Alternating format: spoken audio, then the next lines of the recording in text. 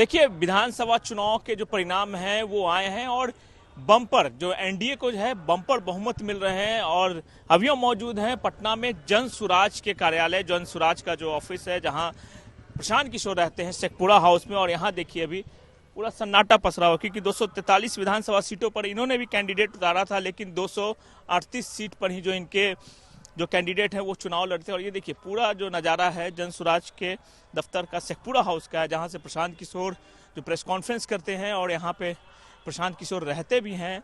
ये आवास प्रशांत किशोर के रहने के लिए भी है शेखपुरा हाउस में। और फिलहाल प्रशांत किशोर अंदर हैं, लेकिन फिलहाल कुछ नहीं बोल रहे हैं, क्योंकि बड़े बड़े दावे किए थे प्रशांत किशोर ने, लेकिन सभी दावे जो हैं हवा हो गए। यहाँ पे कुछ प्रवक्ता भी हैं यहाँ पे जन सुराज के, इन लोगों से भी बात करेंगे कि आखिर क्या स्थिति हुई। सर आखिर ऐसी नौबत क्यों आ गई? प्रशांत किशोर ने बड़े बड़े वादे किए थे, दावे किए थे, लेकिन आप लोग तो अभी तक खाता भी नहीं खोल पाए। जो परिणाम आए हैं वो हमारे लिए हमारी अपेक्षा के अनुकूल नहीं है, ये हम मानते हैं।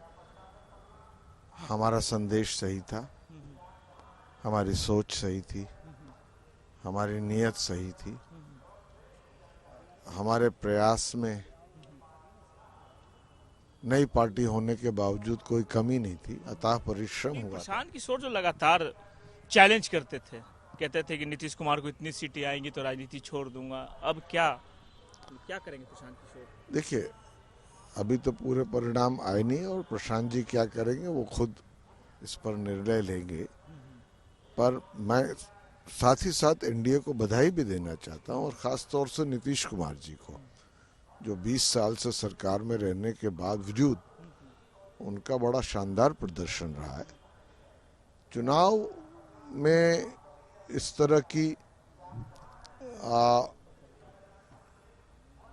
अप्स एंड डाउन्स होते हैं। मुझे याद है नीतीश जी 2014 में उनको 2 सीट आई थी 40 सीट में, उन्होंने बल्कि त्यागपत्र दिया मुख्यमंत्री के पोस्ट, और 2015 में वो मुख्यमंत्री थे।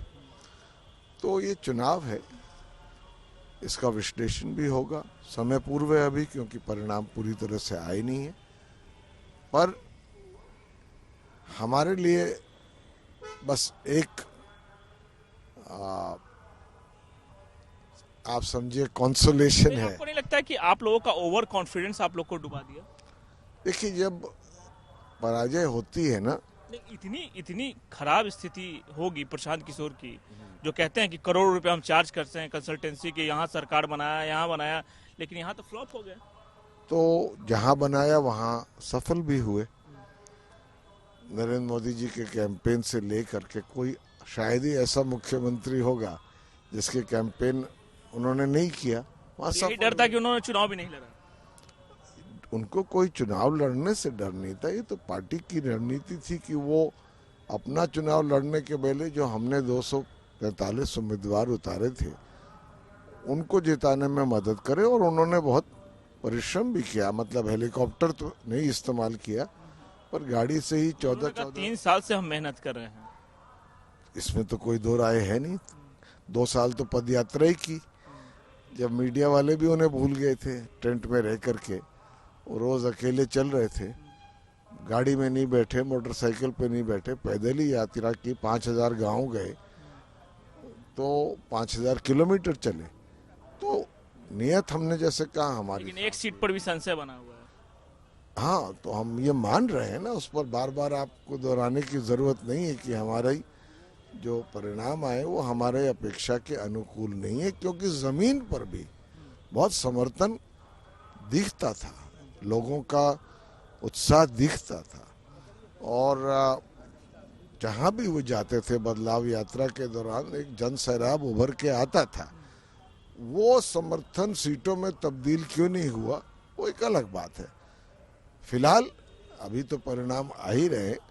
मैं एनडीए को अपने तरफ से बधाई देना चाहता हूं, और हम इसको विश्लेषण जरूर करेंगे कि कहाँ गलत हुआ, कहाँ सही हुआ, क्या और करने की जरूरत है।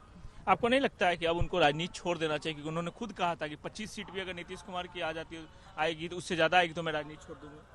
देखिए, ये निर्णय प्रशांत किशोर का है, पर एक चीज मैं आपको कह दूं, बहुत सालों के अनुभव के बाद, राजनीति में कभी हार होती, कभी जीत होती, पर अगर आपको किसी चीज में विश्वास है, किसी सोच में आस्था है, किसी लक्ष्य की तरफ प्रतिबद्धता है कि बिहार में बदलाव और व्यवस्थित परिवर्तन होना चाहिए, तो फिर आप राजनीति छोड़ने की बात नहीं करते। हो सकता है कि तरीके अलग हों, रणनीति वो अलग एक समय था जब आप ओवर कॉन्फिडेंट में थे, तो इस तरह का बयान दे दिया। हो सकता है उस समय हमें लगता था, और वो उसका प्रमाण भी है। आप देख सकते हैं कि उनकी यात्रा के दौरान किस तरह का जन समर्थन था। आखिर जनता ने भरोसा क्यों नहीं किया? इतने सब्ज बाग उन्होंने दिखाए, जनता ने भरोसा क्यों नहीं किया? नहीं, सब्ज बाग नहीं दिखाए, सही मुद्दे उठाए। और मैं एक चीज आपको विश्वास से कह सकता हूं, जो मुद्दे उन्होंने उठाए हैं, बेरोजगारी का, पलायन का, शिक्षा में सुधार का, स्वास्थ्य में सुधार का, भ्रष्टाचार जिससे आम आदमी परेशान है, वो कोई भी सरकार सत्ता में आए, वो अब उनके गवर्नेंस एजेंडा का अभिन्न हिस्सा बनेंगे, और ये जनस्वराज की ही ये कंट्रीब्यूशन।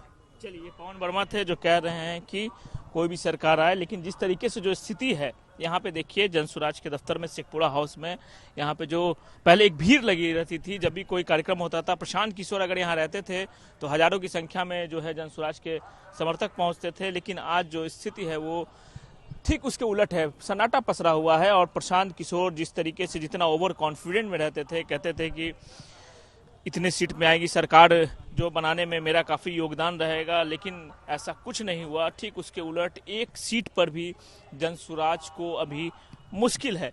क्या लग रहा है, आप लोग क्यों फ्लॉप हो गए? इस तरीके से बड़े बड़ी वादे किए, कई यात्राएं की हैं, लेकिन जनता ने आप लोग को भरोसा नहीं किया। जनता से जो मैंने अपने तरीके से समझाने का प्रयास किया कि पलायन को रोकने के लिए, अपने बच्चों के शिक्षा के लिए, अपने घर के बूढ़े के कमी कहाँ रह गई ये बताइए ना, कमी कहाँ रह गई? ये सब तो आप लोग 3 साल से। हाँ, कमी अब जनता नहीं भरोसा में। कैंडिडेट सही नहीं कैंडिडेट सब सही थे। अब कैंडिडेट और नेतृत्व को दोष नहीं हम लोग दे सकते हैं, लेकिन जो कुछ भी हुआ, जनता का निर्णय जो भी आया वो उसका सम्मान करते हुए। लगता है कि प्रशांत जी को राजनीति छोड़ देनी चाहिए, क्योंकि उन्होंने कहा था कि 25 सीट से ज्यादा आएगी तो भाई कौन आज तक तो कहा था हाँ भाई, प्रधानमंत्री भी कहे थे कि 15 लाख रुपया हम आएंगे और मिल जाएगा।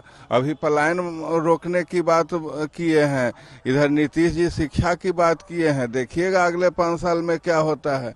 इतना प्रचंड बहुमत आया है, जनता ने तो भरोसा दिखाया एनडीए पर। बस भरोसा दिखाया है तो भीख भी मांगेगा, भीख भी वही मांगेगा। क्यों?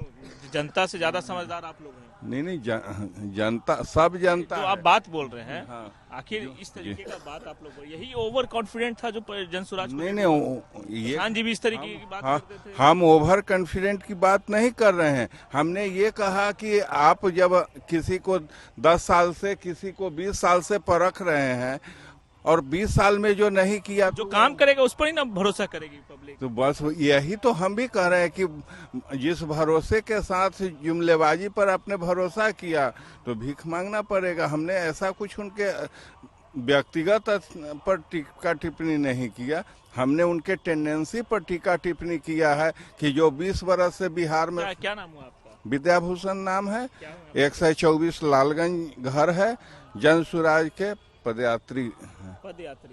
चलिए, जनसुराज के पदयात्री हैं। कहीं ना कहीं इस तरह की जो भाषा थी, और प्रशांत किशोर का जो एरोगेंट दिखता था, जिस तरीके से वो अपने तेवर में रहते थे और ओवर कॉन्फिडेंट रहते थे, कहीं ना कहीं उसका ही परिणाम है कि जनसुराज की बिहार में ये हालत हुई।